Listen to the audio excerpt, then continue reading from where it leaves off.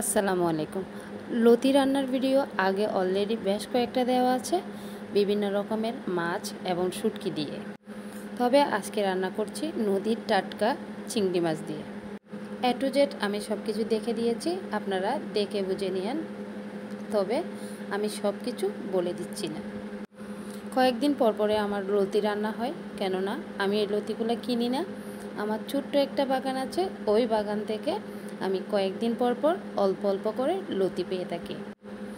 আজকে এখানে যেগুলো দেখছেন উপকরণ, এখানের মধ্যে শুধু চিংড়ি মাছগুলাই কেনা, আর সবগুলো উপকরণ আমার নিজের বাগান থেকে। বাগান হবে কিনা জানি না, তবে আমার কিছু টবে আমি এগুলা ছাদে রোপণ করছি, যদিও আমার কাছে সেটা বাগানের চেয়ে কম নয়। আমি বরাবরই বাগান বিলাসী মানুষ। এগুলা করার জন্য আমার অতটা সময় হয়ে ওঠে না, তবে যে সময়টুকু পাই আমি ওগুলা নিয়ে ব্যস্ত থাকার চেষ্টা করি।